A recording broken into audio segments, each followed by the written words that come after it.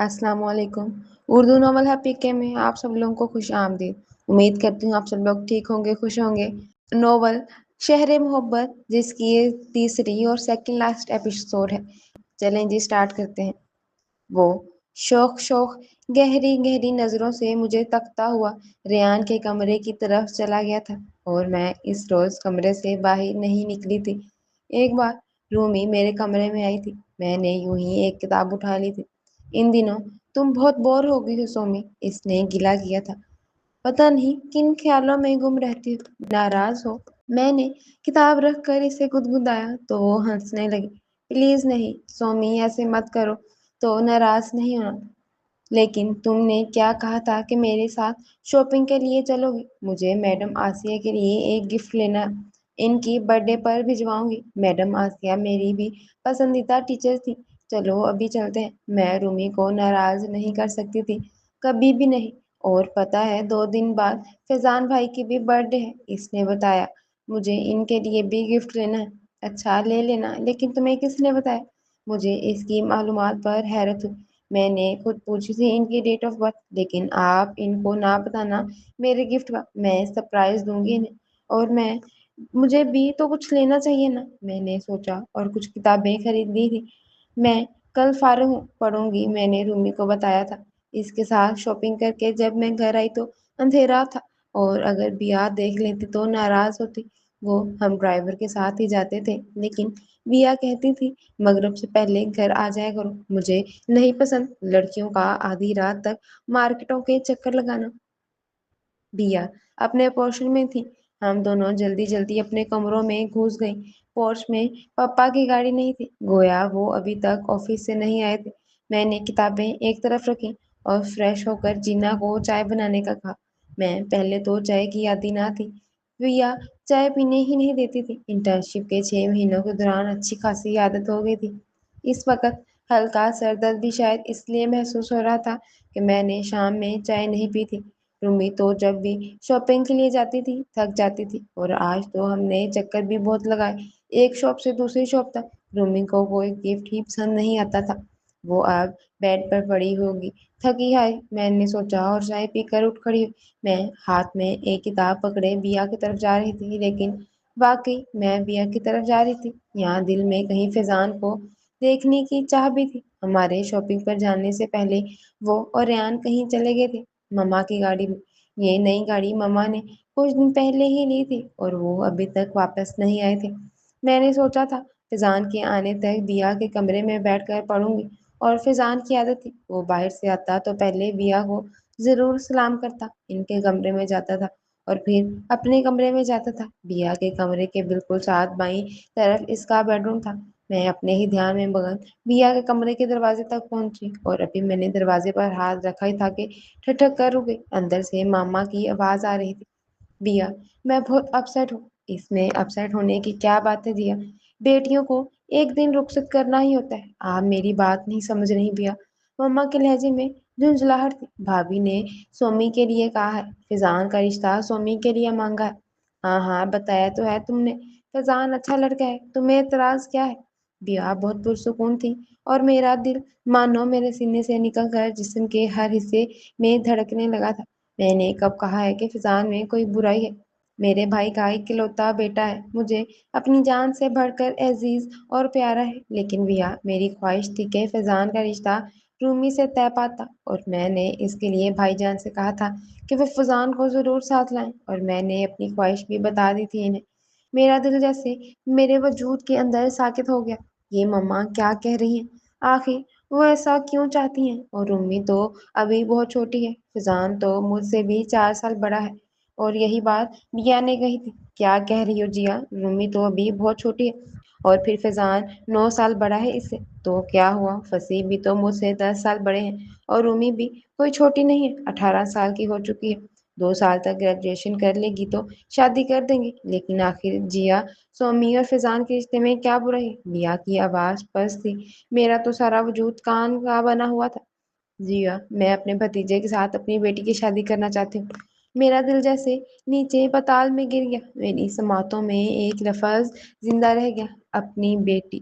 تو کیا سومی تمہاری بیٹی نہیں ہے؟ وہ بھی تو نہیں۔ نہیں ہے وہ میری بیٹی بیا، آپ جانتی ہیں نہیں ہے وہ میری بیٹی۔ آپ فون کریں بھائی کو سمجھائیں۔ وہ پتہ نہیں اور کیا کیا کہہ رہی تھی، لیکن میرے ارد گرد جیسے زندگی مر گئی تھی، میری سماعتیں ختم ہو چکی تھی، میں کچھ نہیں سن رہی تھی، میرے ارد گرد جیسے سب کچھ ساکت تھا۔ پھر مجھے لگا جیسے میں کسی بڑی اونچی بلڈنگ کے 20 میں بند پڑی ہوں اور پوری عمارت دھڑا دھڑ میرے اوپر گر رہی ہے۔ میں بھاری ملبے تلے دب گئی ہوں، میرا سانس بند ہو رہا ہے، میری چیخیں میرے اندر ہی پھوٹ گئی ہیں۔ پتہ نہیں کتنی دیر میں اس کیفیت میں کھڑی رہی، پھر ہولے ہولے میرے ارد گرد آوازیں زندہ ہونے لگی، اندر سے مکھیوں کی بنبناہٹ سی تھی آواز۔ میرے کانوں نے کسی بھی لفظ کو وصول نہیں کیا تھا۔ تو کیا میرا شہر محبت اجڑ گیا؟ کیا اس کی دیواریں اور چھتیں میرے اوپر آ پڑی ہیں؟ میں نے حیران نظروں سے چاروں طرف دیکھا، سب ویسا ہی تھا۔ سامنے لان میں درختوں کے پتے تیز ہوا سے ہل رہے تھے، فضا میں موتیے رات کی رانی اور گلاب کی مہک تھی۔ ٹی وی لانچ کے باہر جلنے والی لائٹ اسی طرح جل رہی تھی۔ نہیں، میرے لبوں سے گھٹی گھٹی سی آواز نکلی، نہیں، اور پھر میں تقریباً دوڑتے ہوئی اپنے کمرے کی طرف لپکی۔ یہ گھر میرا نہیں تھا، یہ کمرہ میرا نہیں تھا، یہ سب لوگ میرے نہیں تھے جن سے آج تک میں بے تحاشا محبتیں کرتی آئی تھی اور جنہیں ہمیشہ میں نے اپنا سمجھا تھا۔ مجھے یوں لگا تھا جیسے یکدم ہی اس گھر کی ساری دیواریں، ساری چھتیں مجھ پر آ پڑی ہوں اور میرا وجود ریزہ ریزہ ہو کر بکھر گیا ہے۔ میری سماعتوں میں صرف وہی الفاظ تھے جو مما کے لبوں سے نکلے تھے، سومی میری بیٹی نہیں ہے، بیا آپ جانتی ہیں۔ بیا جانتی تھی، لیکن انہوں نے کبھی میرے شک کی تائید نہیں کی تھی۔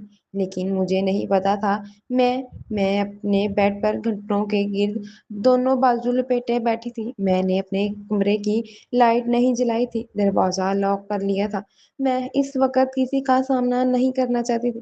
مجھے پتا تھا مجھے کوئی نہ کوئی ڈنر کے لیے بلانے آئے گا، اور رات کے کسی پہر ہمیشہ کی طرح رومی اٹھ کر میرے کمرے میں آ جائے گی۔ اگرچہ اب وہ کبھی کبھار اپنے کمرے میں سو جاتی تھی، لیکن وہ زیادہ تر میرے کمرے میں آ جاتی تھی، اور میں نہیں جانتی تھی مجھ پر کیا گزر رہی ہے۔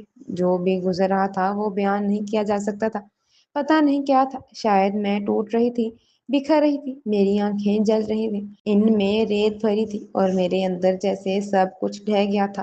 باہر آوازیں زندہ ہو گئی تھی، شاید جینا نے دروازہ بھی کھٹکایا، ڈرائنگ روم سے برتنوں کی آوازیں بھی آئیں، اور میرے دروازے کے باہر بیا نے شاید کسی سے کہا تھا سو گئی ہوگی، آج تک بھی تو بہت گئی تھی۔ اور پھر شاید رات کو کسی وقت رومی نے دستک دیتے ہوئے مجھے پکارا تھا، لیکن میں پتھر بنی ہوئی تھی، یوں ہی گھٹنوں پر سر رکھے، بازو گھٹنوں کے گرد لپیٹے بیٹھی رہی تھی۔ مجھے کچھ یاد نہیں آ رہا تھا، جیسے ریکارڈ کی سوئی بار بار ایک جملے پر اٹک جائے۔ میرے اندر بھی بس تکرار جاری تھی، وہ میری بیٹی نہیں، میں اپنی بیٹی کو ڈاکٹر بنانا چاہتی تھی۔ یہ رات کتنی طویل تھی، اس رات کی صبح کب ہوئی تھی مجھے نہیں پتا۔ میں نے تو یوں ہی بیٹھے بیٹھے رات گزار دی تھی۔ جب میری کھڑکی کے باہر سے چڑیوں کی چوں چوں اور دوسرے پرندوں کی چہکار سنائی دی تھی، تو میں اسی طرح بیٹھی تھی، یوں ہی گھٹنوں پر سر رکھے اور بازو لپیٹے۔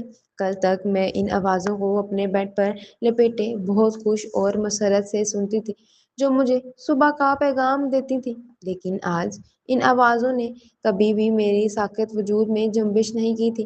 پھر کچھ دیر بعد مجھے باہر آہٹیں سنائی دینے لگیں۔ یہ آہٹیں جینا اور کاسو کی تھی۔ جینا صبح صبح سب ملازموں کو ناشتہ دے دیتی تھی، چوکیدار، ڈرائیور، مالی، اور خود ناشتہ کرنے کے بعد بیا مما پپا کے لیے بیڈ ٹی دم کر کے ان کے بیڈ روم میں لے جاتی تھی۔ لیکن جب سے فیضان آیا تھا، وہ فیضان کے لیے بھی بیڈ ٹی اس کے روم میں ہی لے کر جاتی تھی، اور فیضان کا خیال آتے ہی میں چونکی۔ فیضان، پوری رات میں نے فیضان کے متعلق ایک بار نہیں سوچا۔ میری نئی نویلی محبت اجڑ گئی تھی، ابھی تو اس محبت نے میرے دل کے گلشن میں آنکھ ہی کھولی تھی، ابھی تو میں اس کی خوشبو کو صحیح طرح سے محسوس بھی نہیں کر سکی تھی کہ میری سماعتوں میں جیسے کچھ اور لفظ زندہ ہو گئے۔ ہاں، جب میں بیا کے کمرے کے باہر کھڑی تھی اور اس گھر کی دیواریں مجھ پر گر رہی تھی، تب ماما نے کہا تھا، بیا رومی بھی فیضان کو پسند کرتی ہے۔ میں نے پوچھا تھا اسے۔ ہاں، شاید ماما نے ایسا ہی کچھ کہا تھا۔ میں نے گھٹنوں سے سر اٹھا کر خالی خالی نظروں سے دوسرے بیڈ کی طرف دیکھا جہاں اکثر رومی سو جاتی تھی، لیکن آج رومی نہیں تھی۔ ہاں، آج میں نے خود ہی دروازہ نہیں کھولا تھا۔ اور کیا ہوا؟ جو رومی فیضان کو پسند کرتی ہے، رومی کو تو ہر وہ کام پسند ہے جو مجھے پسند ہے۔ اسے ہر وہ بندہ اچھا لگتا ہے جو مجھے لگتا ہے۔ ہر ڈش اس کی پسندیدہ ہے جو مجھے پسند ہے۔ میں نے خالی خالی ذہن کے ساتھ سوچا تھا، اور بس فیضان کا خیال چند لمحوں کے لیے میرے دل میں آیا تھا۔ میں نے دوبارہ گھٹنوں پر سر رکھ دیا تھا، اور ایک بار پھر میرے اندر ماتم بپا ہو گیا تھا۔ میرے دل میں کوئی بیٹھا رو رہا تھا، سسک رہا تھا، بیان کر رہا تھا، لیکن یہ ماتم محبت کے بچھڑ جانے کا نہیں تھا۔ یہ ماتم تو اپنی بے شناخت ہونے کا تھا۔ میں کون تھی؟ کس کی بیٹی تھی؟ یہاں کیسے آئی تھی؟ اس وقت میں نے نہیں سوچا تھا میرا دکھ صرف یہ ہے کہ میں ان سب کی کچھ نہیں تھی۔ کمرے میں پھیلا ملک جا اندھیرا کم ہو گیا تھا، شاید سورج نکل رہا تھا۔ میں ہولے سے اٹھی اور بوجھل قدموں سے واش روم میں جا کر آنکھوں پر پانی کے چینٹے مارے، لیکن میری آنکھیں اسی طرح جل رہی تھیں اور ان میں بدستور ریت اڑتی رہی۔ میں کیا کرنا چاہتی تھی اور مجھے کیا کرنا تھا میں نہیں جانتی تھی، لیکن میں اپنی ضروری چیزیں اکٹھی کرتی پھر رہی تھی جیسے میں کسی کے زیر اثر تھی۔ پھر میں نے اپنے ضروری کاغذات اور چند جوڑے کپڑے ایک بیگ میں رکھے تھے۔ مجھے آگے چل کر کن چیزوں کی ضرورت پڑے گی میں نہیں جانتی تھی، پھر بھی میں نے ایک بڑا اور ایک چھوٹا بیگ ضروری اور غیر ضروری چیزوں سے بھر لیا تھا۔ کیا میں اس گھر کو چھوڑ کر جا رہی تھی؟ میں نے حیرت سے خود سے پوچھا۔ یہ میرا گھر ہے، شہر محبت، اور میرے اندر سے جواب آیا، ہاں، یہ گھر میرا نہیں ہے، اس لیے مجھے یہاں نہیں رہنا تھا۔ میں وہ ساری محبتیں بھلائی بیٹھی تھی جو اب تک مجھے زندگی میں اس گھر سے ملی تھی۔ میرے ذہن میں شاید یہی رہ گیا تھا کہ میرا اس گھر کے اور اس گھر کے مکینوں سے کوئی رشتہ نہ تھا۔ اس وقت مجھے وہ ننھا سا کاغذ بھی یاد نہیں آ رہا تھا جس نے میرے یقین کو پختہ کیا تھا۔ سمیہ احمد، ولد فصیح احمد۔ بیگ کی زپ بند کرتے ہوئے میری آنکھوں میں ہلکی سی نمی اتر آئی۔ شاید میں رو دیتی، لیکن دوسرے ہی لمحے پھر ریت اڑ رہی تھی۔ مجھے سب کے جاگنے سے پہلے یہ گھر چھوڑ دینا تھا۔ میں نے جیسے فیصلہ کر لیا تھا۔ میں نے ٹیبل پر پڑا اپنا فون اٹھایا تھا اور نائد کو رنگ کیا، لیکن پھر فوراً ہی خیال آیا کہ وہ تو گجراوالا جا چکی ہے۔ تب جو پہلا خیال میرے ذہن میں آیا تھا وہ حسان کا تھا۔ ہیلو! حسان کی نیند میں ڈوبی ہوئی آواز سن کر میرے اندر جیسے سمندر ابلنے لگے۔ حسان! کیا ہوا؟ کیا ہوا سمیہ؟ ایک دم اس کی آواز سے نیند غائب ہو چکی تھی۔ مجھے تمہاری مدد کی ضرورت ہے۔ I need your help. کیا ہوا سمیہ؟ فار گاڈ سیک مجھے کچھ تو بتاؤ۔ بے چینی اس کے لہجے سے جھلک رہی تھی۔ حسان! میری سسکی نکل گئی اور میں نے فون یکدم بند کر دیا۔ یہ میں نے حسان کو فون کیوں کیا تھا؟ وہ بھلا کیا کر سکتا ہے؟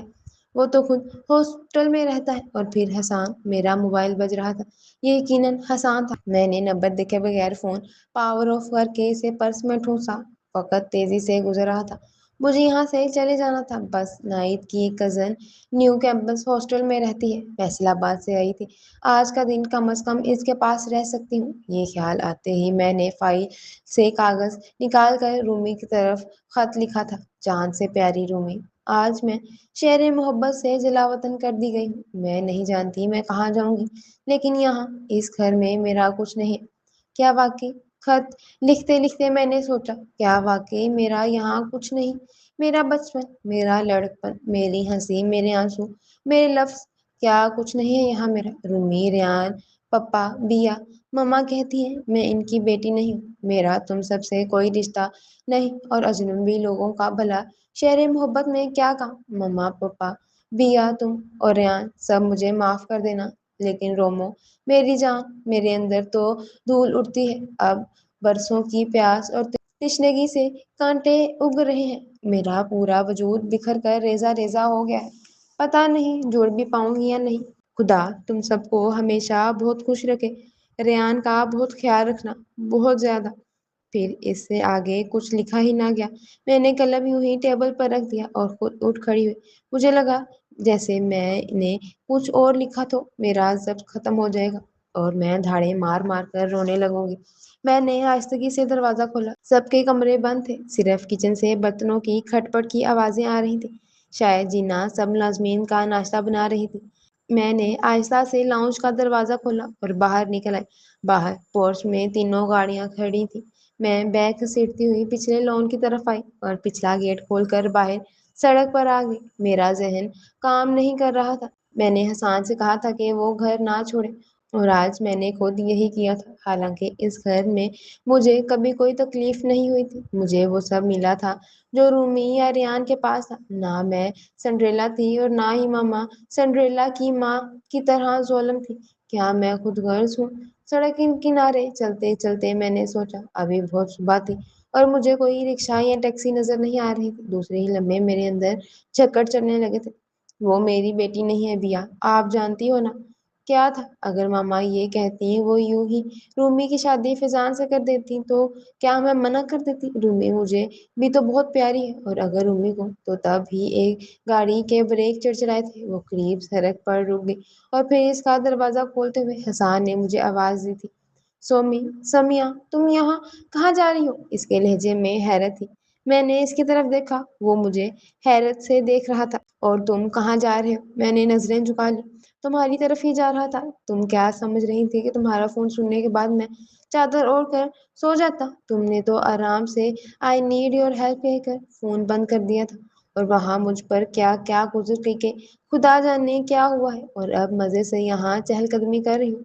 وہ غصے سے کہتا مجھے ذرا بھی برا نہ لگا۔ وہ میں نے سوچا تمہیں خواہ پریشان نہ کروں، پریشان کرنے کے بعد سوچنے کا کیا فائدہ۔ سوری حسان، میں شرمندہ ہو گئی۔ بیٹھو ادھر اور بتاؤ کہاں جانا ہے۔ اس نے نیچے اتر کر میرا بیگ پچھلی سیٹ پر پھینکا اور فرنٹ سیٹ کا دروازہ کھولا۔ اب بتاؤ کیا ہوا ہے؟ اس وقت کہاں جا رہی ہو؟ بیگ سمیت میں نے گھر چھوڑ دیا ہے حسان، پلیز مجھے اس وقت نیو کیمپس ہاسٹل میں چھوڑ دو۔ میری آواز بھر آ گئی۔ اس کے اسٹیئرنگ پر دھرے ہاتھ ذرا دیر کو ساکت ہوئے تھے۔ تم نے گھر چھوڑ دیا؟ لیکن کیوں؟ حیرت، افسوس، دکھ، کیا کچھ نہ تھا اس کے لہجے میں، اور میرے اندر جیسے رات بھر کے رکے ہوئے آنسو بہہ نکلے تھے۔ پتہ نہیں کتنی دیر ہو گئی تھی وہ ادھر ادھر مختلف سڑکوں پر گاڑی دورا رہا تھا۔ خدا کے لیے سمیہ، اب بس بھی کرو، نہیں تو میں بھی رونے لگوں گا یا گاڑی کسی درخت سے ٹکرا دوں گا۔ کچھ تو بتاؤ مجھے کیا ہوا ہے۔ اور تب اپنے آنسو پونچھتے ہوئے میں نے سب کچھ بتا دیا۔ وہ خاموشی سے سب کچھ سنتا رہا۔ اور اب تم کیا کرو گی؟ پتہ نہیں، میں فی الحال نائد کی کزن کے پاس جا رہی ہوں، اور آگے مجھے کیا کرنا ہے شاید میں کہیں جاب کر لوں یا اور کسی ہاسٹل میں رہنے لگوں، پتہ نہیں۔ ابھی تو میرے اندر سے خون رستا ہے حسان، ابھی تو مجھے کچھ نہیں سمجھ آ رہا۔ تم نے اس طرح گھر چھوڑ کر اچھا نہیں کیا سمیہ۔ تمہیں وہاں رہ کر اس حقیقت کو تسلیم کر لینا چاہیے تھا کہ مما تمہاری سگی ماں نہیں، باقی سب لوگ تو تمہیں بہت چاہتے ہیں نا، اور وہ نازک سی لڑکی رومی جو تمہارے بغیر ایک قدم بھی نہیں اٹھاتی، وہ کیا کرے گی؟ میں نے حسان کی بات کا جواب نہیں دیا، لیکن میرے آنسو پھر بہنے شروع ہو گئے تھے۔ اچھا پلیز رو تو مت، میں سوچتا ہوں کچھ۔ اچھا فی الحال میں تمہیں اپنی کزن کے گھر لے چلتا ہوں۔ مدت میرے ماموں کی بیٹی ہے، میری بہت اچھی دوست ہے وہ، دونوں میاں بیوی ڈاکٹر ہیں۔ آج کل اس کے ہسبینڈ کسی کانفرنس کی شرکت کرنے کے لیے انگلینڈ گئے ہوئے ہیں، وہاں تم آرام سے رہ سکتی ہو بے فکر ہو کر۔ پلیز حسان، مجھے تم کسی وومن ہاسٹل میں ایک کمرہ دلوا دو نا، ورکنگ وومن کے لیے ایک ہاسٹل ہوتا ہے نا یہاں لاہور میں۔ اوکے، کر لیں گے کچھ نہ کچھ، فار گاڈ سیک اس وقت خود کو ریلیکس کر لو۔ مدو کیا کہے گی کہ میں تم نہیں جان سکتے حسان، میں اس وقت کس کرب سے، کس اذیت سے گزر رہی ہوں۔ پوری رات میں نے کیسے گزاری ہے، یوں لگتا تھا اس رات کی کبھی صبح نہ ہوگی۔ کتنی طویل رات تھی حسان۔ حسان خاموش ہی رہا تھا۔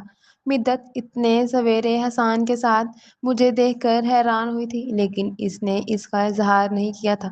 شاید اسے اپنے احساسات پر بہت قابو تھا۔ حسان نے اس کے کچھ پوچھنے سے پہلے ہی شاید سب کچھ بتا دیا تھا اسے، کیونکہ مجھے ڈرائنگ روم میں بٹھا کر وہ اس کے پیچھے ہی کچن میں چلا گیا تھا۔ سمیہ، تم ریلیکس ہو کر بیٹھ جاؤ، میں دیکھتا ہوں ذرا وہ ناشتے میں کیا بنوا لے گی۔ بھائی مجھے تو سخت بھوک لگی ہے، رات کو بھی کچھ نہیں کھایا تھا۔ اس کی بیوی بہت مزیدار پراٹھے پکاتی ہے، وہ لہجے کو خوشگوار بناتا مجھے ہدایت دیتا باہر نکل گیا تھا، لیکن مجھے لگا تھا ایک بار پھر میرا وجود پتھر ہو گیا۔ میں ہاتھ گود میں رکھے ساکت بیٹھی تھی، میری آنکھیں سوجی ہوئی تھی اور ان میں ریت بھری ہوئی تھی۔ میں یہاں کیوں بیٹھی ہوں؟ میں نے کیوں گھر چھوڑا ہے؟ کم از کم میں بیا سے، پپا سے، میں سوچ رہی تھی جب مدت میرے پاس آ کر بیٹھ گئی۔ اس نے بہت آہستہ سے میرے کندھوں کو چھوا۔ اس کی آنکھوں میں نرماہٹ تھی اور لہجے میں محبت کا نرم نرم سا تاثر۔ تم ناشتہ کر کے ایک ٹیبلٹ لے کر سو جاؤ، رات بھر کی جاگی ہوئی ہو۔ اگر گھر فون کرنا چاہو تو وہ کر لو، وہ لوگ پریشان ہوں گے۔ میں نے خالی نظروں سے اسے دیکھا۔ نہیں، مجھے فون نہیں کرنا۔ میں نے ایک خط لکھ کر رکھ دیا تھا، میں نے خود کو کہتے سنا اور پھر اپنی گود میں دھرے ہاتھوں کو دیکھا۔ میں فیضان کے متعلق نہیں سوچ رہی تھی، میں بیا، ریان اور رومی کے متعلق نہیں سوچ رہی تھی۔ سامنے بیٹھے حسان کی نظریں مجھے اپنے چہرے پر محسوس ہو رہی تھی۔ وہ بہت غور سے مجھے دیکھ رہا تھا۔ مدت نے اسے کچھ کہا تھا، میں نے سنا نہیں تھا۔ شاید میری سماعتیں ایک بار پھر گونگی ہو گئی تھی۔ کچھ دیر بعد ناشتہ آ گیا۔ مدت نے خود میری پلیٹ میں آملیٹ اور سلائس رکھے۔ بی بی پراٹھے بنا رہی ہیں، اس نے بتایا۔ میں بالکل مہکانگی انداز میں کھانے لگی۔ چائے کے ساتھ مدت نے مجھے ایک چھوٹی سی تکونی گولی دے دی تھی، شاید نیند کی گولی تھی۔ بغیر کچھ کہے وہ گولی میں نے کھا لی۔ میں خود اس سارے ماحول سے غافل ہو جانا چاہتی تھی۔ ناشتے کے بعد مدت مجھے گیسٹ روم میں لے آئی تھی۔ تم آرام سے سو جاؤ، کوئی تمہیں ڈسٹرب نہیں کرے گا۔ پھر 3 دن میں مدت کے گھر رہی۔ میں نے ایک بار بھی نہیں سوچا کہ میرے بعد رومی، ریان اور بیا کا کیا حال ہوگا۔ پتہ نہیں میں اتنی خود غرض کیوں ہو گئی تھی۔ مدت بہت پیاری، بہت محبت کرنے والی لڑکی تھی۔ اس نے مجھے سمجھانے کی کوشش کی کہ میں گھر لوٹ جاؤں۔ اس نے میرے گھر چھوڑنے کے عمل کو پسند نہیں کیا تھا، لیکن اس نے مجھے واپس جانے کو مجبور نہیں کیا تھا۔ مگر مجھے ہمیشہ یہاں تو نہیں رہنا تھا۔ چند دن بعد اس کا شوہر واپس آ جاتا اور میں چاہتی تھی کہ اس سے پہلے ہی وہ انتظام کر لوں، اور یہی بات میں نے حسان سے کہی تھی جب حسب معمول وہ شام کو آیا تھا۔ ہاں میں دیکھ رہا ہوں، لیکن سومی پلیز مجھے گھر واپس جانے کو مت کہنا۔ جو رستے چھوڑ آئی ہوں وہاں پلٹ کر نہیں جانا مجھے۔ پاگل ہو تم سومیا، اس نے تبصرہ کیا، لیکن اس سب کے باوجود اس نے میرے لیے جاب کا بندوبست کر لیا تھا۔ یہ ایک انٹر کالج ہے، اس کے ہاسٹل کے لیے وارڈن چاہیے۔ اخبار میں اشتہار آیا تھا، میں نے تمہارے پیپرز بھیج دیے ہیں، انٹرویو کے لیے جانا ہے کل۔ ویسے اس کالج کا مالک مجھے جانتا ہے۔ 4 دن بعد اس نے بتایا، ان 4 دنوں میں میں کتنی ہی دعائیں کر لی تھیں میں نے، اور شاید اللہ نے میری دعا سن لی تھی۔ یہ جاب میرے لیے بہت مناسب تھی، رہائش کا مسئلہ بھی حل ہو گیا تھا، اور شاید حسان نے اسی لیے اسے منتخب کیا تھا۔ یہ کالج قصور میں تھا، یہ ایک پرائیویٹ کالج ہے، شاید سیلری اچھی نہ ہو، کوئی بات نہیں حسان، فی الحال تو مجھے سر چھپانے کا ٹھکانا چاہیے تھا۔ یہ جاب مجھے مل گئی تھی جب میں حسان کے ساتھ جا رہی تھی۔ تو مدت نے ایک بار پھر سمجھانے کی کوشش کی تھی، تم گھر میں فون ضرور کر لینا سومی۔ میں نے اس بات میں سر ہلا دیا، لیکن میرا ایسا کوئی ارادہ نہیں تھا۔ میں جیسے ہر احساس سے عاری ہو چکی تھی۔ سمیہ، کیا تم فیضان سے محبت کرتی تھی؟ راستے میں حسان نے مجھ سے پوچھا۔ ان دنوں تم بہت خوش نظر آتی تھی، تمہاری آنکھیں اور چہروں پر رنگ ہی رنگ بکھر رہے تھے، جیسے تمہیں بہت کچھ مل گیا ہو، ایسا جو مال و دولت سے بڑھ کر ہو، جیسے کسی کی محبت۔ شاید یہ وہ بات تھی جو پچھلے کئی دنوں سے مجھ سے پوچھنا چاہ رہا تھا، لیکن پوچھ نہیں سکا تھا۔ میں نے اپنے دل کو ٹٹولا، لیکن اندر ہر طرف سناٹا تھا اور خاموشی تھی۔ تب میں نے سامنے ونڈو اسکرین سے باہر نظریں جمائے جمائے سوچا تھا کہ کیا مجھے فیضان سے محبت تھی؟ شاید اس وقت میں خود کو بھی اس کا صحیح جواب نہیں دے سکتی تھی۔ میرا اپنی ذات کا دکھ محبت کے دکھ سے زیادہ بڑا تھا، اتنا بڑا کہ میں نے یہ تک نہیں سوچا تھا کہ میں کون ہوں۔ اگر میں مما کی بیٹی نہیں ہوں تو پھر میرے ماں باپ کون ہیں اور کہاں ہیں؟ اور پورا ایک ماہ گزر جانے کے بعد ایک شام اپنے کمرے میں لیٹے لیٹے میں نے یہ بات سوچی تھی کہ میرے ماں باپ کہاں ہیں؟ کیا مما پپا نے مجھے کسی یتیم خانے سے یا ایتھی ہوم سے لیا تھا؟ 8 برس تک مما کے ہاں کوئی اولاد نہیں ہوئی تھی۔ تب شاید انہوں نے سوچا ہوگا کہ مجھے گود لے لینا چاہیے۔ اس ماہ گو میں پوری طرح سنبھل چکی تھی، تاہم میرے اندر کا سکوت کبھی کبھی ٹوٹ جاتا تھا، خصوصاً جب حسان آتا تھا۔ وہ ہر ویکینڈ پر مجھے ملنے ضرور آتا تھا، اور اس کے جانے کے بعد پھر وہی سناٹا اندر بسیرا کر لیتے تھے۔ میں خود اپنی کیفیات سمجھنے سے قاصر تھی۔ کبھی کبھی آدھی رات کو اٹھ کر بیٹھ جاتی تھی یوں لگتا تھا جیسے باہر ہر دروازے پر امید دستخط دے رہی ہے۔ اس کی آواز میری سماعتوں میں گونجنے لگی تھی۔ سومی، دروازہ کھولو، مجھے ڈر لگ رہا ہے۔ میں تنومی کیفیت میں دروازے تک جاتی۔ باہر کوئی نہ ہوتا تھا۔ کہیں کہیں کسی لڑکی کے کمرے میں مدھم روشنی ہوتی اور کہیں سے باتوں کی آوازیں آ رہی ہوتی۔ میں ایک گرلز ہاسٹل میں تھی، رومی یہاں کہیں نہیں تھی، اور تب میرا دل چاہتا تھا کہ دیواروں سے سر پٹک پٹک کر چیخ چیخ کر روؤں اور روتی چلی جاؤں، لیکن پھر میں ہونٹ بھینچ کر آنکھیں سختی سے بند کر لیتی۔ اور اس روز حسان کی گاڑی میں بیٹھ کر میں جو روئی تھی، اس کے بعد پھر اندر صحرا اگائے تھے، دور دور تک کہیں پانی کا قطرہ نہ تھا، حالانکہ میں اس بڑے دکھ کا ہر روز رونا چاہتی تھی۔ حسان، کہیں میں ذہنی مریض تو نہیں بن گئی؟ کیا تمہیں لگتا ہے میں پاگل ہونے والی ہوں؟ نہیں، وہ سنجیدگی سے کہتا، تم بالکل نارمل ہو۔ دراصل تمہیں شاک لگا ہے نا، اس لیے ہولے ہولے سنبھل جاؤ گی۔ سن حسان، میں اس سے کہتی، وعدہ کرو میں اگر پاگل ہو گئی تو مجھے اپنے مینٹل ہاسپٹل میں رکھو گے۔ دیکھو، مجھے کسی پاگل خانے میں داخل نہ کروا دینا، وہاں دیکھی تھی نا مریض کی حالت، بکو مت۔ حسان مجھے ڈانٹ دیتا، لیکن وہ مضطرب سا نظر آتا تھا، بیٹھے بیٹھے کھڑا ہو جاتا، ٹہلتے ہوئے بار بار مجھے دیکھتا۔ میں جانتی تھی وہ میرے لیے پریشان ہے۔ کیا وہ سمجھتا ہے کہ میں پاگل ہو رہی ہوں؟ کئی بار میں نے سوچا تھا، اور جب ایک ویکینڈ پر حسان آیا تو میں نے اس شام سوچی ہوئی بات اس سے کہہ ڈالی، حسان، میں بہت دنوں سے سوچ رہی تھی کہ میرے والدین کون ہیں۔ کیا ایسا ممکن ہے کہ مجھے پتہ چل جائے کہ کبھی میں کون ہوں؟ تم نے اب سوچا ہے سمیہ، جبکہ میں بہت دنوں سے سوچ رہا تھا، لیکن میں چاہ رہا تھا تم خود سوچو، تمہارے اندر یہ خیال پیدا ہو تو کیسے پتہ چلے گا؟ حسان، بیا کو فون کر کے پوچھ لو، اس نے مشورہ دیا۔ نہیں، میرے ہونٹوں سے فوراً نکلا، نہیں، مجھے فون نہیں کرنا وہاں۔ تو پھر کیسے پتہ چلے گا؟ وہ سوالیہ نظروں سے مجھے دیکھ رہا تھا اور میرے اندر مایوسی پھیلنے لگی تھی۔ یہ بہت مشکل تھا اس طرح معلوم ہونا۔ سنو، مجھے ایک دم یاد آیا، ایک بار میں نے اپنا برتھ سرٹیفکیٹ دیکھا تھا، اس پر لکھا تھا سمیہ احمد ول فصیح احمد، جائے پیدائش عزیز ہاسپٹل۔ تو کیا تمہارے پپا فصیح احمد ہی ہیں؟ اس کا مطلب یہ ہوا کہ تمہاری مما سگی نہیں ہے۔ کیا خبر تمہارے پپا نے 2 شادیاں کی ہیں؟ ہاں، ایسا ہی ہوگا حسان، اور پھر بھی تم نے گھر چھوڑ دیا سمیہ، وہ سب تمہارے اپنے ہی تو تھے، صرف ماما۔ حسان، میرے ساتھ چلو گے عزیز ہاسپٹل؟ وہاں سے ضرور پتہ چل جائے گا میری ماما کا نام۔ ہاں، لیکن پلیز چلو نا۔ میں اٹھ کھڑی ہوئی اور میں نے اس کا بازو پکڑ کر کھینچا۔ وہ خاموشی سے اٹھ کھڑا ہوگا اور میری کسی بات سے انکار نہیں کرتا تھا۔ وہ وہ شخص تھا جو میرا اس قدر خیال رکھتا تھا، ہر ہفتے مجھے ملنے آتا تھا اور حق دوستی نبھا رہا تھا، اور میں تھی کہ سوری حسان، میں تمہیں بہت تنگ کرتی ہوں نا، تم بہت اچھے ہو، تم نے میرا بہت ساتھ دیا ہے، میں زندگی بھر کبھی تمہارا یہ احسان نہیں بھولوں گی، بکو مت۔ اس نے مجھے ڈانٹا۔ دوستی کے رشتے میں حسان شکریہ یا سوری نہیں ہوتا، لیکن حسان جس طرح ہر قدم پر میرے ساتھ تھا، کیا کوئی کسی کے لیے یوں بھی غرض ہو کر سکتا تھا؟ لیکن حسان تو تھا ہی ایسا، ہر ایک کے لیے مخلص۔ ہاسپٹل کے گیٹ میں داخل ہوتے ہوئے میرا دل دھڑک رہا تھا، 24 سال پہلے کا ریکارڈ، لیکن ہم آپ کو کس طرح دکھا سکتے ہیں؟ آپ پہلے ڈاکٹر عزیز سے بات کریں۔ حسان جس شخص کے سامنے کھڑا تھا وہ کہہ رہا تھا، تب ہی سامنے سے ایک نرس آئی۔ کیا بات ہے حمید صاحب؟ وہ میڈم، یہ صاحب 24 سال پہلے اس ہاسپٹل کا پیدا ہونے والا بچے کا ریکارڈ دیکھنا چاہتے ہیں۔ خیریت ہے نا جناب؟ آپ کیوں یہ ریکارڈ دیکھنا چاہتے ہیں؟ وہ خاتون اب حسان کی طرف متوجہ ہو گئی۔ وہ غالباً اس ہاسپٹل کی ایڈمنسٹریٹر تھیں۔ دراصل میم، یہ میری کزن ہے، اس ہاسپٹل میں پیدا ہوئی تھی۔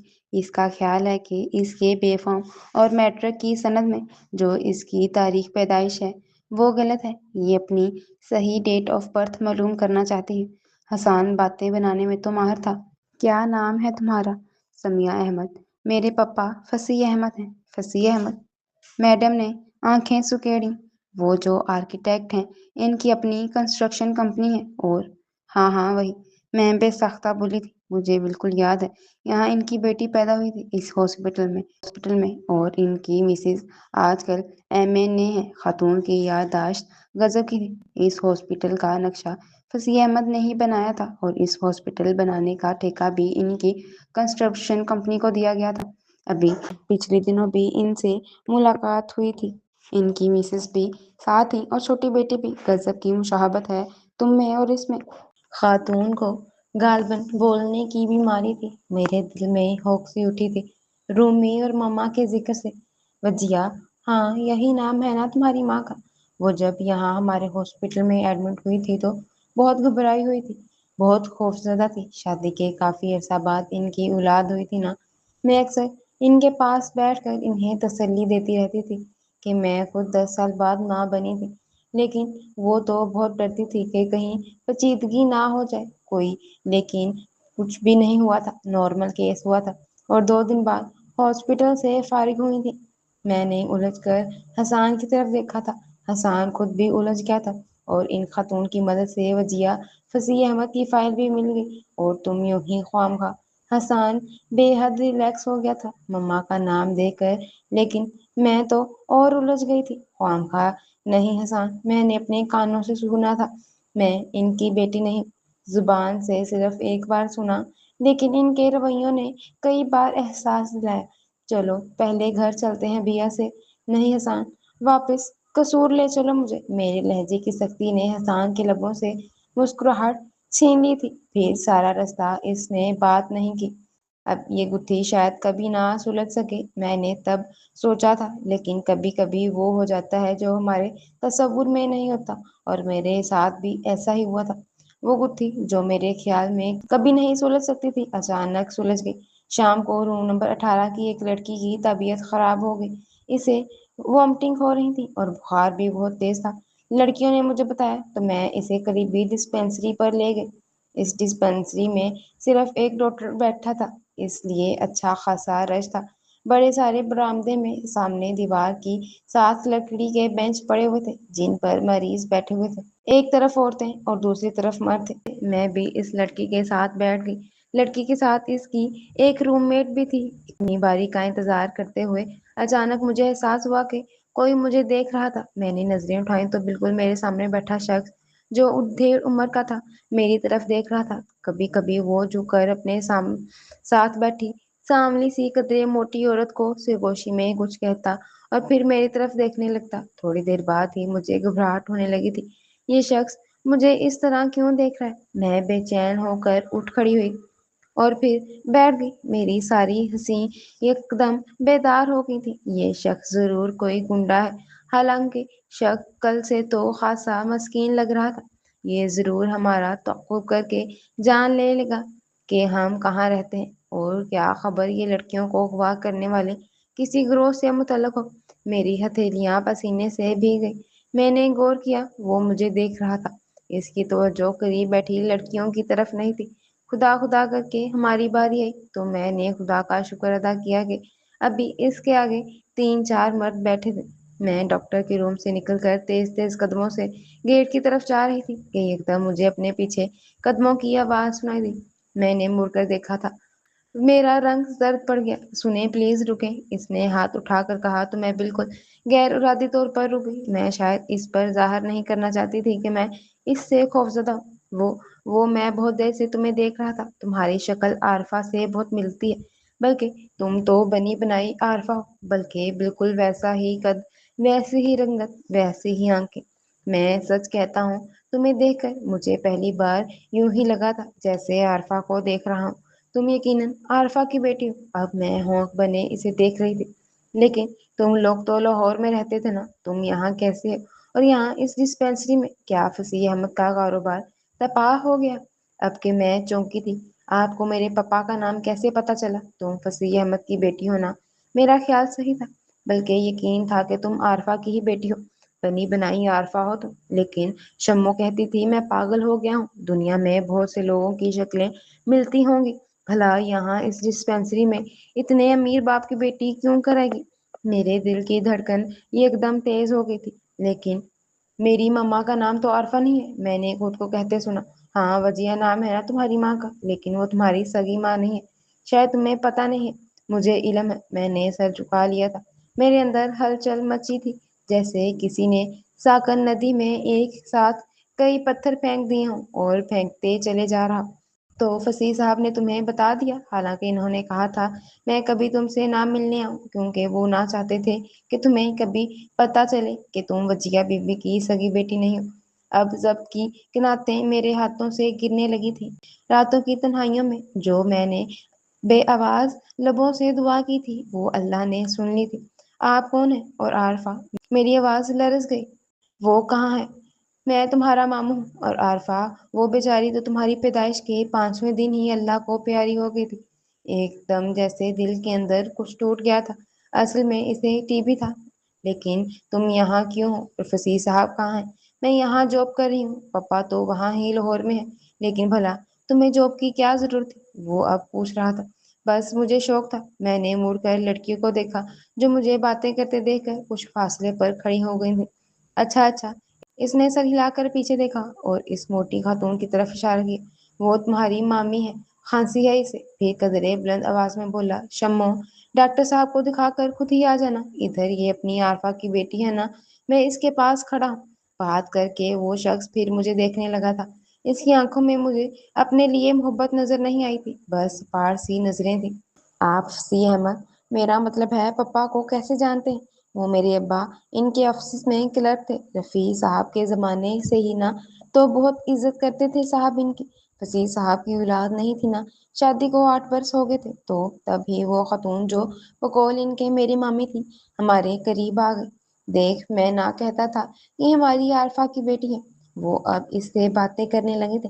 खातून कुछ देर तक इनकी बातें सुनती रही और मेरी तरफ तनकीद नजरों से देखती रही। इस शख्स से जिसने खुद को मेरा मामू बताया था शायद एक एक बात इसे बता देती।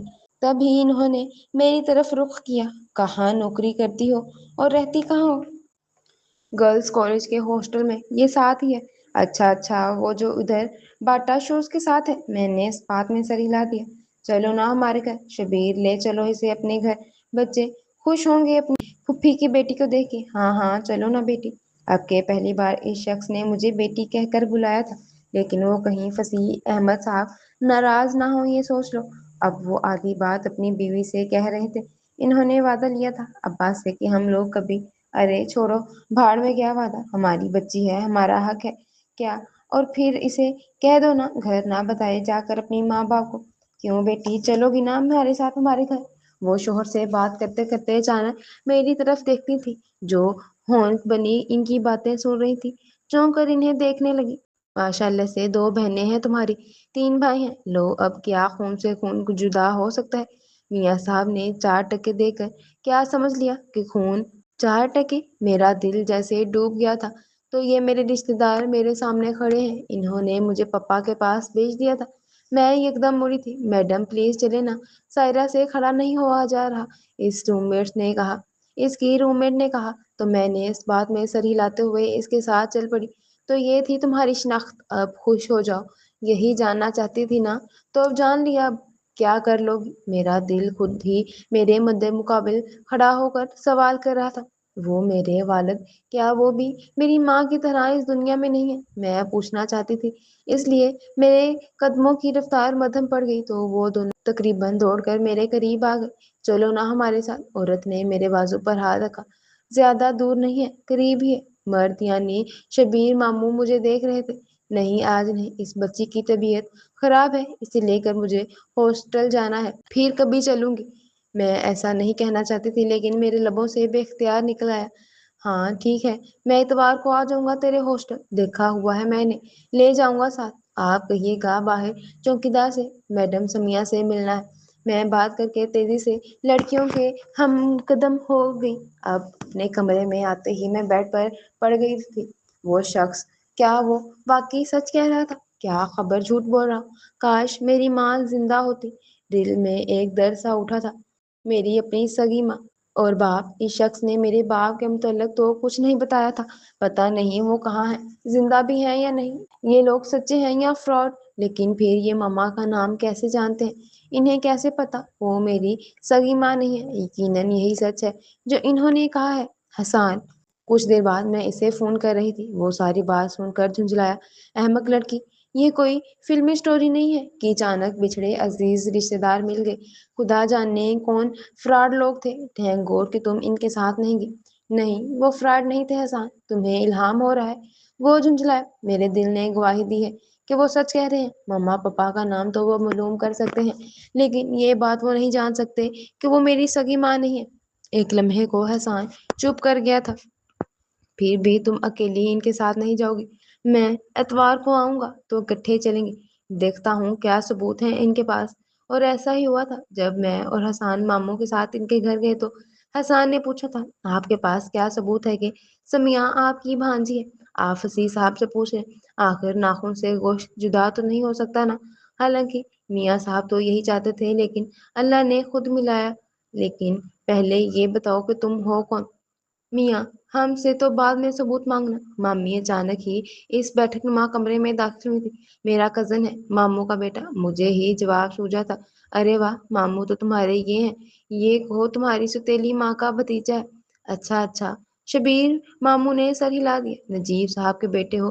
میں لاہور جب آیا تھا تو اس وقت امریکہ جا رہے تھے، کیا اب پاکستان آ گئے ہو؟ حسان نے سر ہلا دیا اور مجھے یقین ہو گیا کہ میں یہ ایک چھوٹا سا پختہ مکان تھا۔ ہم جس کمرے میں بیٹھے تھے اس میں چند کرسیاں اور ایک میز تھی، ایک طرف ایک پلنگ بھی تھا۔ آپ کیا پہلے لاہور میں تھے؟ جی جی۔ شبیر ماموں حسان سے کافی مرعوب سے لگ رہے تھے۔ اچھرا میں کرائے کے مکان میں رہتے تھے، پھر جب روپے مل وہ ذرا سا رکا، یہاں سستا مکان مل رہا تھا اور میرا ایک رشتہ دار یہاں رہتا تھا، خرید لیا اور ادھر پیچھے کی طرف دکان بنا لی۔ اچھی چلتی ہے، گزارا ہو جاتا ہے۔ وہاں لاہور میں جو کچھ کماتا وہ ادھار کرائے اور بجلی گیس کے بلوں پر اٹھ جاتا تھا۔ نسرین، آسماں کہاں ہو بھائی؟ مامی نے دروازے کے پاس جا کر آواز دی تو دونوں لڑکیاں اندر آ گئی۔ یہ آسماں ہے، 12 جماعتیں پڑھ لی ہیں اس نے، اب گھر میں رہتی ہے۔ اور یہ نسرین ہے، اس نے 10 جماعتیں پڑھ لی ہیں، بس اگلے ماہ اس کا بیاہ ہے۔ وہ دونوں قبول صورت تھی اور لباس بھی زمانے کے مطابق پہن رکھا تھا۔ بڑی میری عمر کی ہو گئی۔ وہ دونوں اشتیاق سے مجھے دیکھ رہی تھی۔ بھائی کہاں مر گئے تمہارے؟ وہ لڑکیوں سے مخاطب تھی۔ تبھی 2 لڑکے اندر آئے۔ ایک شلوار قمیض میں ملبوس تھا۔ یہ نوید ہے، یہ اپنے ابا کے ساتھ دکان پر بیٹھتا ہے، اس کا نمبر دوسرا ہے، بڑا اس وقت گھر پر نہیں ہے، کسی کام سے فیصل آباد گیا ہے۔ اور یہ چھوٹا ہے، 7۔ اس نے دوسرے لڑکی کی طرف اشارہ کیا۔ اس نے جینس پہن رکھی تھی، نوکری کرتا ہے، 14 جماعتیں پاس کر رکھی ہیں۔ حسان بالکل خاموش بیٹھا تھا، ان کی باتیں سن رہا تھا۔ یکدم مجھے احساس ہوا کہ مجھے حسان کو یہاں لے کر نہیں آنا چاہیے تھا، اور نہ ہی حسان کو یہ سب بتانا چاہیے تھا۔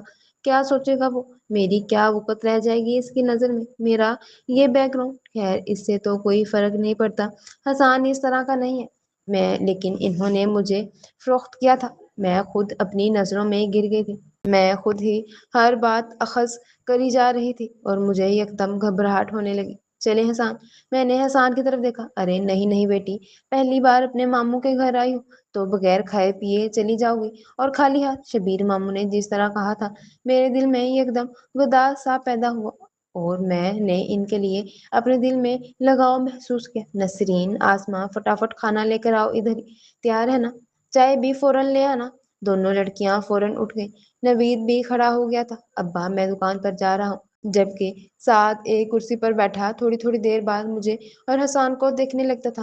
حسان جو میرے کہنے پر اٹھ کھڑا ہوا تھا، مجھے اٹھتے نہ دیکھ کر پھر بیٹھ گیا۔ میں نے سر ہلا دیا، حالانکہ میرا ایسا کوئی ارادہ نہیں تھا۔ پھر بھی اس روز کے بعد کئی بار ماموں کے گھر آئی تھی، میں نے دل سے انہیں ماموں تسلیم کر لیا تھا۔ ایک روز ماموں نے مجھے میری ماں کی تصویر دکھائی تھی۔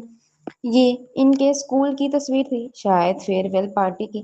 وہ 3-4 لڑکیوں کے ساتھ کھڑی تھی، لیکن میں نے انہیں پہچان لیا تھا۔ ماموں نے صحیح کہا تھا، مجھے یوں لگا جیسے یہ میری تصویر ہے، میری 15-16 سال کی عمر کی۔ کیا کوئی اور تصویر نہیں ہے امی کی؟ میں نے ماموں سے پوچھا تو انہوں نے بتایا کہ 1-2 اور تھی، ڈھونڈواؤں گا اگر مل گئی تو۔ میں اب اکثر چلی جاتی تھی، گھنٹے 2 کے لیے۔ مجھے لگا کہ میں نارمل ہو رہی ہوں۔ ایک جامد سی چپ تھی، وہ ٹوٹ رہی تھی۔ میں نے ایکسپٹ کر لیا تھا کہ میں دنیا میں میرا واحد رشتہ یہی ہے۔ میں ہفتے میں 1 بار ضرور آتی تھی۔ شروع میں 1-2 بار میں نے حسان کے ساتھ آئی تھی، لیکن میں نے محسوس کر لیا تھا کہ اس گھر میں حسان کی آمد کو پسند نہیں کیا جاتا۔ لیکن حسان باقاعدگی سے ہر اتوار کو آتا تھا اور میں نہیں چاہتی تھی کہ جو اتنی دور سے میرے لیے آتا ہے مجھے نہ پا کر بیزار ہو۔ چنانچہ میں ہفتے کو کالج سے فارغ ہو کر شبیر ماموں کی طرف چلی جاتی تھی، لیکن بے حد اصرار کے باوجود وہاں نہیں ٹھہرتی تھی۔ شبیر ماموں کے گھر کا ماحول ایسا ہی تھا جیسے نچلے متوسط طبقے میں ہوتا تھا۔ مامی کا بات کرنے کا انداز ہمیشہ طنزیہ ہوتا۔ میں سوچتی تھی کہ مامی شاید کسی اور انداز میں بات ہی نہیں کر سکتی۔ نسرین کے پاس باتیں کرنے کے لیے صرف اپنے ہونے والے سسرال اور منگیتر کا موضوع تھا۔ آسما مجھ سے خاصی مرغوب تھی اور اکثر مجھ سے لیٹسٹ فیشن اور نئے رجحانات کے متعلق پوچھتی رہتی تھی۔ وہ اس نے 3rd ڈویژن میں انٹر کیا تھا لیکن خود کو بڑی شے سمجھتی تھی اور مامی بھی اسے اپنا مشیر سمجھتی تھی۔ اسے ہر وقت پیسے کمانے کے نئے نئے طریقے سوچتے تھے جو بوکس اور بیکار ہوتے تھے، اور وہ اچانک دولت مل جانے کے خواب دیکھتی تھی۔ اس مقصد کے لیے اس نے 2-3 بار بانڈ بھی خرید رکھے تھے۔ تینوں لڑکیوں سے کم ہی ملاقات ہوتی تھی۔ نوید تو سارا دن دکان پر ہوتا تھا جبکہ ساتھ اپنی نوکری پر، اور وحید کبھی کبھار ہی گھر پر دکھائی دیتا تھا۔ اس نے 9ویں جماعت میں پڑھائی چھوڑ دی تھی۔ وہ کیا کرتا تھا اتنے دنوں میں مجھے معلوم نہیں ہو سکا تھا۔ نہ تو وہ دکان پر جاتا تھا اور نہ ہی گھر پر ہوتا تھا، اور وہ بہت تنقیدی اور گہری نظروں سے مجھے دیکھتا تھا اور مجھے بہت الجھن ہوتی تھی۔ میں اپنی امی اور ابو کے متعلق زیادہ جاننا چاہتی تھی لیکن مجھے ان کے متعلق بہت کم بتایا جاتا تھا۔ ایک بار ماموں سے ابو کے متعلق پوچھا تو وہ کہتے رک گئے۔ اس روز وحید بھی وہاں موجود تھا۔ بات وحید نے شروع کی تھی۔ عارفہ پھوپھو مجھے ابھی تک یاد ہے، تب 7-8 سال کا تو ہوں گا میں۔ کیوں ابا؟ ہاں ہاں، ماموں کی بجائے مامی نے جواب دیا تھا۔ یاد کیوں نہ ہو، عارفہ کی جان اٹکی ہوئی تھی تم میں۔ ہمیشہ مجھ سے کہتی تھی بھابھی وحید میرا بیٹا ہے، اور میرے ابو ماموں وہ کہاں ہے؟ کیا وہ بھی؟ میں نے پہلی بار اپنے باپ کے متعلق پوچھا تھا۔ میں اب نارمل ہو رہی تھی اور ہر بات کے متعلق سوچ رہی تھی۔ اس سے پہلے میرے ذہن میں 2-3 بار اس کا خیال تو آیا تھا لیکن میں نے پوچھا نہیں تھا، یا شاید پوچھا بھی تھا لیکن کوئی تسلی بخش جواب نہیں ملا تھا۔ شاید مامی سے ایک بار پوچھا اور اب ماموں سے پوچھ رہی تھی۔ میں نے ماموں کی آنکھوں میں حیرت کو پھیلتے دیکھا۔ شاید وہ مجھ سے اس سوال کی توقع نہیں کر رہے تھے۔ تبھی پاس بیٹھی مامی نے انہیں کونی مارتے ہوئے میری طرف دیکھا۔ لو، تمہارے ابا تو پہلے ہی دنیا سے گزر گئے تھے۔ عارفہ بیچاری کو تو وہی غم لے ڈوبا۔ اماں، وحید کا منہ کھلا اور بند ہو گیا۔ تیری یہ بیچ میں بولنے والی عادت زہر لگتی ہے مجھے۔ کیا یاد آ گیا تجھے؟ کچھ نہیں اماں، تو چلا اپنی کہانی، میں چلا۔ پتہ نہیں کیوں اس سمے مجھے لگا تھا جیسے مامی مجھ سے میرے باپ کے متعلق سچ چھپانا چاہتی ہے۔ شاید وہ زندہ ہے اور مامی نہیں چاہتی کہ مجھے اس کا علم ہو۔ بہرحال میں نے سوچ لیا تھا میں ایک روز اس کا بھی کھوج لگا لوں گی۔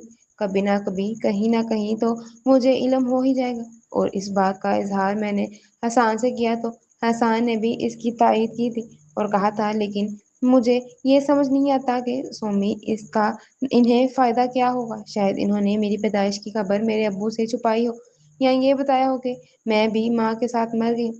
میں نے خیال ظاہر کیا تھا۔ میرا ذہن بہت تیزی سے کام کر رہا تھا۔ میں نے تمہیں بتایا تھا نا، وہ ماموں کی باتوں سے میں نے اندازہ لگایا تھا کہ انہوں نے کچھ رقم لے کر۔ میں شرمندہ ہو گئی۔ اپنا آپ کتنا گھٹیا اور کم تر لگتا تھا اس خیال سے، لیکن میں حسان سے کچھ چھپا نہیں سکتی تھی۔ یہ حسان ہی تھا جو تب سے اب تک میرے ساتھ ساتھ، یہ جان کر بھی کہ میں ایک نچلے متوسط طبقے سے تعلق رکھتی ہوں، اس کے رویے میں کوئی فرق نہیں پڑا تھا۔ ہو سکتا ہے تمہارا خیال صحیح ہو، اور یہ بھی ہو سکتا ہے تمہاری مامی صحیح کہہ رہی ہو اور تمہیں یوں ہی وہم ہو۔ یہ بھی ممکن ہے کہ تمہارے ابو نے تمہاری امی کو چھوڑ دیا ہو۔ تم نے بتایا تھا کہ تمہاری امی کو ٹی بی تھا۔ میں نے حسان کی طرف دیکھا اور چونکی۔ وہ پہلے کے مقابلے میں کچھ کمزور سا لگ رہا تھا، اور کتنی خودغرض تھی میں کہ میں نے ان 2 ماہ میں ایک بار بھی اس سے اس کے متعلق نہیں پوچھا تھا کیا اس پر کیا گزری ہے، کیا وہ اپنے والدین کے گھر چلا گیا ہے یا نہیں، ابھی ہاسٹل میں ہی رہ رہا ہے، اسے کوئی جاب وغیرہ ملی یا نہیں۔ حسان، تم کہاں ہو آج کل؟ اور فراز، نائر وغیرہ کسی سے ملاقات ہوئی یا نہیں؟ تھینک گاڈ، حسان نے اوپر سر اٹھا کر شکریہ ادا کیا۔ میں سوالیہ نظروں سے اسے دیکھ رہی تھی۔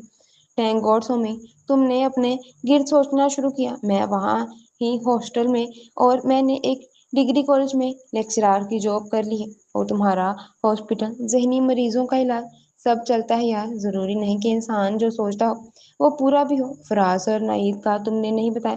فراز تو امریکہ چلا گیا ہے اور نعید کی شادی ہو گئی، فی الحال ससुराल में है, जल्द ही वो सऊदी अरब की तरफ प्रवास कर जाएगी। तुम गए थे इसकी शादी में? मेरे दिल में जैसे कांटा सा चुभा था। हाँ, मैं गया था और मेरे मुतल्लिक इसने पूछा था।